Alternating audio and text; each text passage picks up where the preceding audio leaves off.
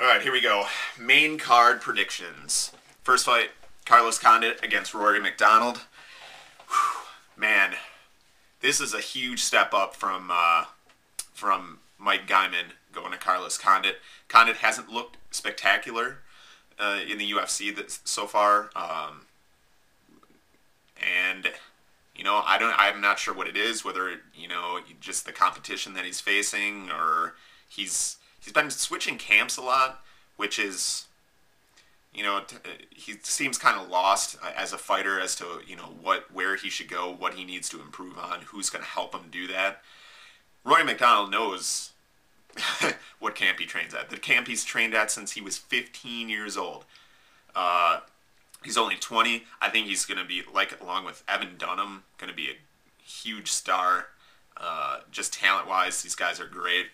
MacDonald, if anything's a weakness, probably his striking hasn't caught up to his grappling ability. And just like the Danzig Wiman fight, Condit's problem has mainly been wrestling.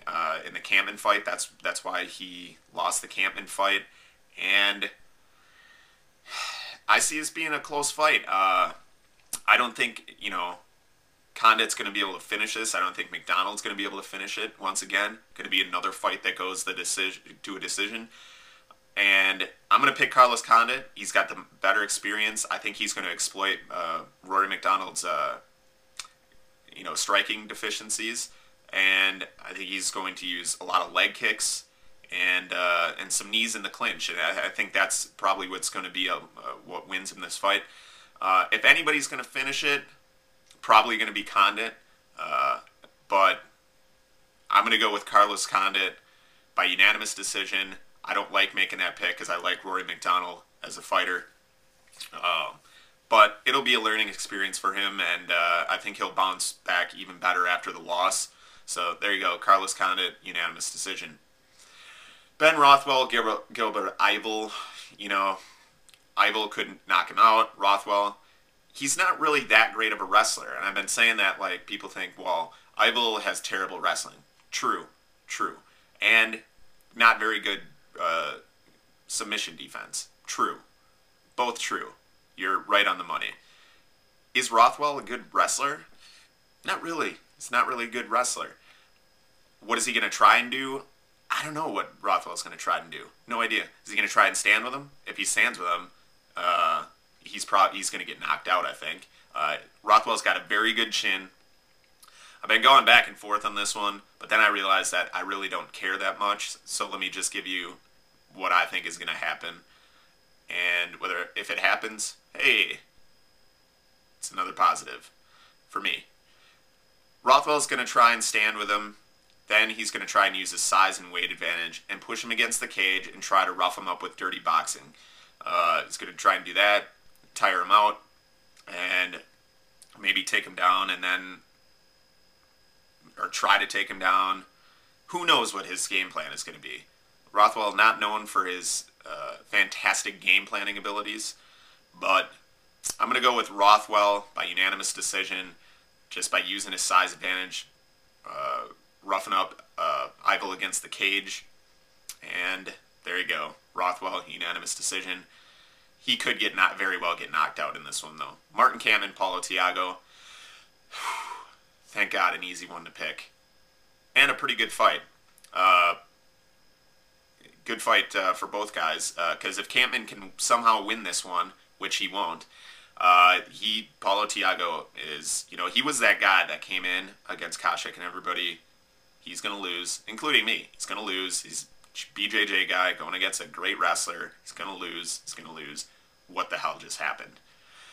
Well, that was a lucky punch, okay? Lucky punch, and now he's destroying people. He is very good. He hits hard.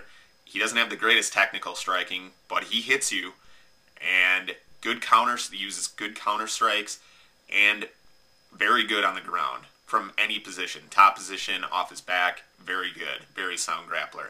Kampmann's in trouble in this one. Kampmann, very hittable. Very hittable. His boxing defense is not very good at all.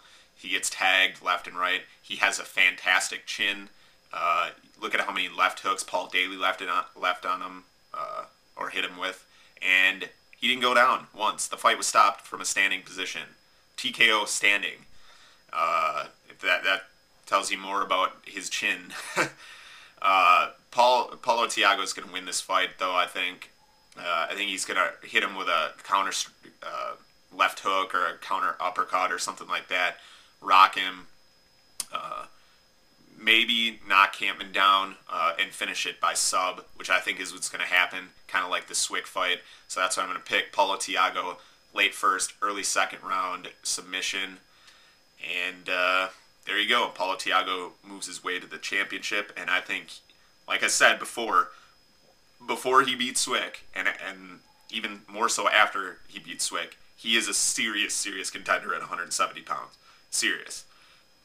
And if he wins this fight convincingly, man, that's because, he's going to get a title shot for sure, I think. Pat Barry against Mirko Filipovic. Are you guys expect me to pick anything but Pat Barry? I mean, come on. Why would I do that? Why would I pick against Pat Barry in this fight? It's senseless. Pat Barry's going to win this fight. It's just a matter of if he's going to win by TKO or unanimous decision, which I think is maybe going to be the more likely outcome. Krokop is, he can be knocked out. Anybody can be knocked out. So, am I going to pick a TKO? Damn straight. I'm going to pick a TKO. Pat is the faster fighter, I think. Speed is going to be the factor in this one. Krokop not as fast as he used to be. The fact that he's left-handed, and Barry could give him problems, switching stances. And that's what I see happening. Just being quicker to the punch. I don't think, Krokop in recent interviews saying, well, I'm going to use more leg kicks. I had some knee problems. Now I'm 100%. Same thing he's been saying for years, man. Same thing. Like Krokop, he's still a dangerous guy. He still has the ability to finish. But, look at how long it took him to finish the fight against Anthony Parash. A blown-up 205er who is terrible at striking. And it took him nearly 2 full rounds to finish him. And the only reason he did was by cut. Pat Barry, also, I will say, he's improved. Grappling tournament, just won a grappling tournament at, gi and no gi. He's got pretty good wrestling, very powerful double leg. So if he is in trouble on the feet, he has the ability to take this to the ground and work from top position. So keep that in mind. But I'm going to go Pat Barry, second round TKO, obligatory second round TKO. But that's how it's going to go. Put it in the bank. Chuck Liddell against Rich Franklin. Very confusing fight. Does it deserve to be a headliner? Name-wise, probably. Where they are in the, in terms of in their careers, no. Pat Barry, Krokop, probably better off, but that's fine that it's in a co-headlining. Man, I don't know what to think of this fight. Rich Franklin is a better technical striker, I think. Liddell has lost a lot of the power, seemingly, that he has. Maybe it has to do with the fact that he lost a lot of his speed. Maybe some of his power came from the speed aspect. He's taken a year off. He's very hittable. His chin isn't what it used to be. It seems like he's taken the time off and working on his wrestling and jiu-jitsu more than he has in the past. So I don't know if that's a look into what he's going to try and do, or if he's just doing that just to throw people off. Who knows? Rich Franklin is by far the better grappler anyways, and a lot of people thinking, well, Chuck is going to use his wrestling in this one. Rich Franklin got out-wrestled by Dan Henderson. That's why he lost that fight.